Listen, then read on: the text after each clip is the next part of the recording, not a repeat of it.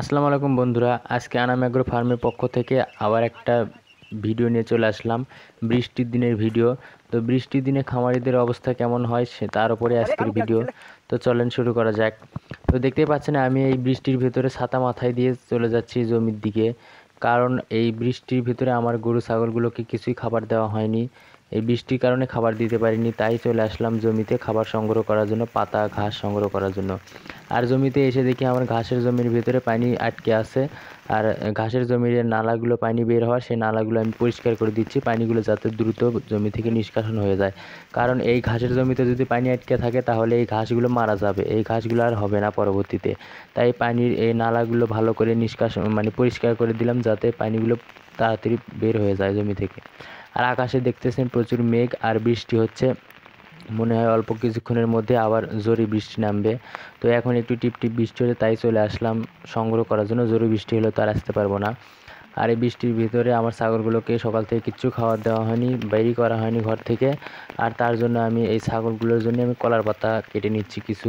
তো ভাববেন না যে কলার পাতা, কলার গাছ অন্য মানুষের, এই কলার গাছ আমাদেরই কলার গাছ জমির ধারে লাগানো। তো ছাগলগুলোর জন্য কলার পাতা নেওয়া হয়ে গেছে, এখন আমার গরুগুলোর জন্য ঘাস কাটবো এখান থেকে। তো আমার গরুগুলোকে সকালবেলা শুধু এই যে খড়গুলো থাকে, ধানের খড়, সেই খড়গুলো দেওয়া হয়েছে, আর দানাদার খাবার দেওয়া হয়েছে, ঘাস দেওয়া হয়নি। তো বৃষ্টির দিন এখন বেলা প্রায় 12টা পার হয়ে গেছে, এখন ওদের ঘাস খাওয়ার সময় হয়ে গেছে, তাই বৃষ্টির ভিতর ভিজে পড়ে ঘাস কাটতে চলে আসলাম। তো ঘাস কাটা শেষ, এখন বাড়ির দিকে রওনা দিচ্ছি ঘাসগুলো নিয়ে গরুগুলোকে খেতে দেবো। তো শুধু আমি দিয়ে না, প্রত্যেকটা খামারিকেই বৃষ্টির ভিতরে এইভাবে করে কষ্ট করতে হয়। কারণ বৃষ্টির দিনে একটা খামারি যে কী পরিমাণ কষ্ট করতে হয় সেটা যারা প্রকৃতপক্ষে খামারি তারা ছাড়া কেউ বুঝতে পারবে না। তো বাড়িতে আস্তে আস্তে জোরে বৃষ্টি চলে আসছে।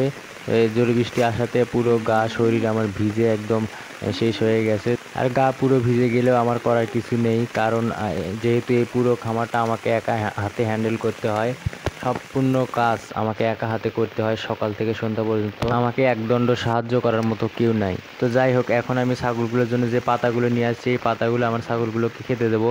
আর আমার ছাগলগুলোকে দেখেন ঘর থেকে বেরি করা হয়নি, ছাগলগুলো সকাল থেকে ঘরের ভিতরে আছে। আর ঘরের ভেতরে ছাগলগুলোকে পাতা দিয়ে দিলাম যে ওরা ওখানেই থাক, বাহিরে বৃষ্টি, বাহিরে বের করার জায়গা নাই আমার ছাগলগুলোকে। আর এখন আমি আমার যে গরু আছে এই গরুগুলোকে ঘাস কেটে দেবো। ঘাস, তো এখানে একটা কথা বলি আমার দর্শক বন্ধুরা, যারা আপনারা খামার সেক্টরে আসতে যাচ্ছেন তারা দেখতে পাচ্ছেন তো বৃষ্টির ভিতরে কী পরিমাণ কষ্ট করতে হচ্ছে। আপনারা যদি এই বৃষ্টির ভিতরে এই পরিমাণ কষ্ট করতে পারেন, এই পরিমাণ কষ্ট যদি আপনারা সহ্য করতে পারেন, তাহলে আপনারা খামার সেক্টরে আসবেন, অন্যথায় আপনারা খামার সেক্টরে আসবেন। খামার করা যতটা সহজ মনে করেন ততটা সহজ না, যে খামার করেছে সে একমাত্র জানে খামার করা কতটা কঠিন। আর এদিকে বৃষ্টির ভিতরে আমার যে হাঁসের বাচ্চাগুলো আছে, হাঁসের বাচ্চাগুলোকে ছেড়ে দিয়েছিলাম।